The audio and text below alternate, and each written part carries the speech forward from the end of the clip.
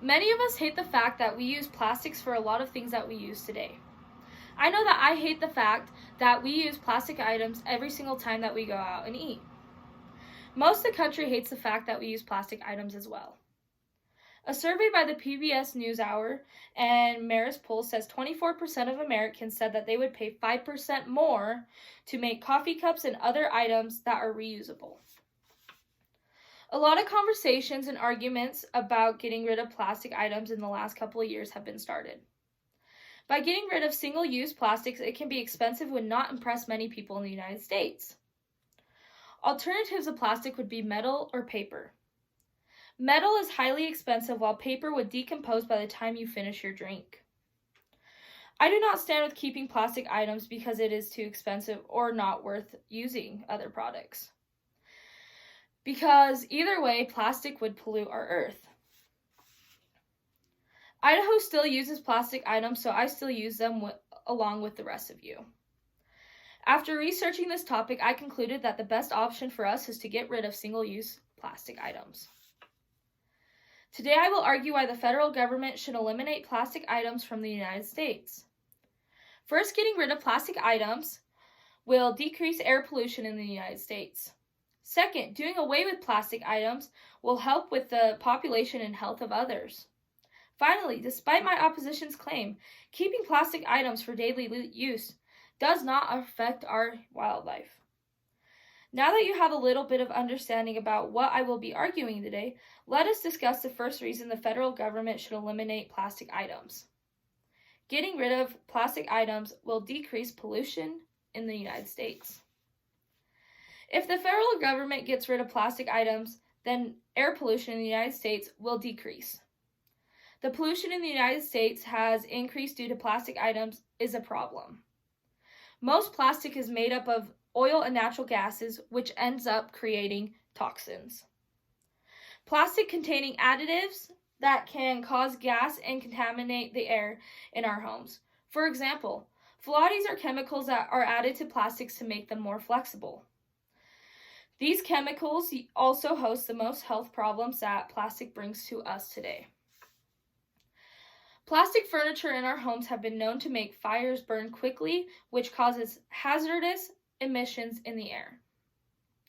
Breaking down plastic and burning it can create thick toxins emissions in the air, but making new plastic is not any better because it creates air pollution while making it. Mom's Clean Air Force 2012. Plastic can also cause our oceans to be polluted with trash.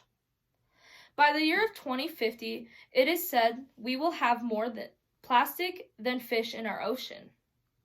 About 8 million tons of plastic enters the ocean yearly.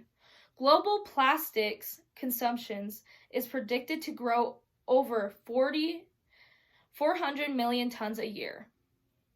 5 countries in Asia are estimating about 60% of plastic waste entering the ocean. Ocean Unite 2020. Using less single-use plastic items will help decrease pollution in our air.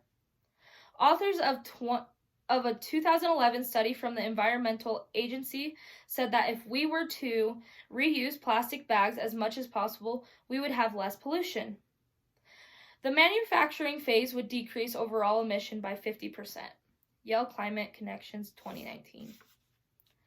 When we decrease single-use plastic items, we will also help with the pollution of our oceans. Plastic bags are the most found item on shorelines. If we were to decrease the use of plastic bags, we would have less found on the shorelines. Researchers have also argued the fact about starting laws to put restrictions on plastic items.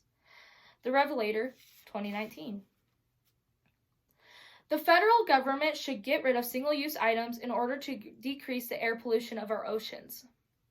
In addition to getting rid of single-use plastic items, it would also help lowering the health effects in people. The poor health effects in people due to plastic items is a cause for concern. Chemicals in plastic has been linked to people having health problems such as reduced fertility. Dr. Hauser, the chair of Department of Environmental Health, even said that we are exposed to too many chemicals through plastic and pregnant women are particularly at risk because it can expose the fetus. to chemicals that are unhealthy. Harvard Health Publishing, 2019. These chemicals in plastics are the main reason why we are having health problems and pollution problems in the United States today. One of the chemicals in plastic that is unhealthy for people are called phthalates. Phthalates is known to have poor effects in females because it is found in many cosmetics and personal care products for females. Health Publishing, 2019.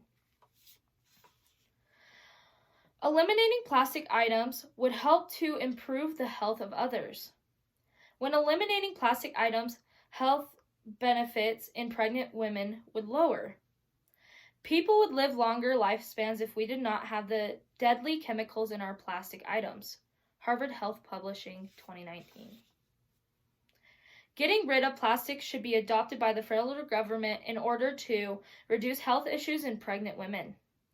Although claims can be made as to why plastic items are helpful, saving our wildlife is not one of them. The opposition's claim is that single-use plastic items do not affect our wildlife. This statement is false.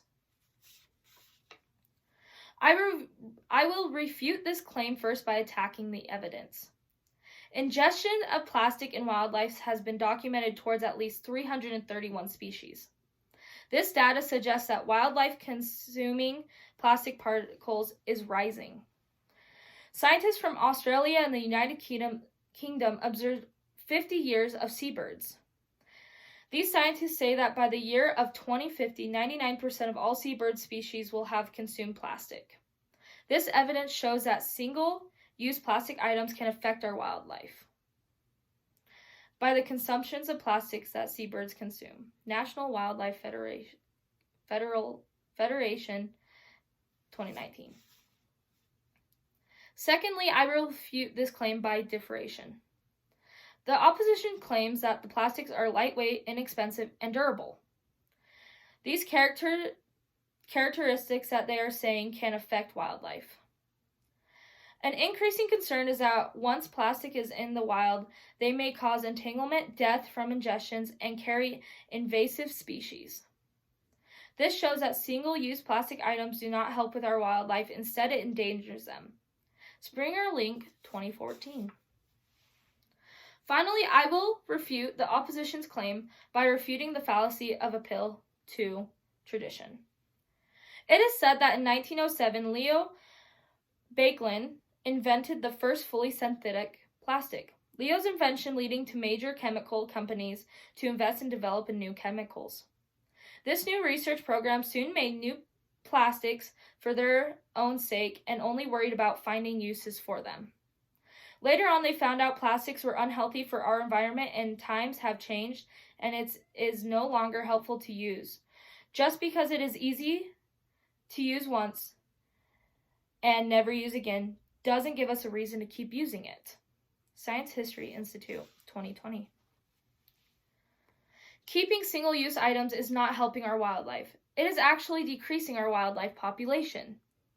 Although the opposition's claims that single-use plastic items does not affect our wildlife, the research shows that this claim is false.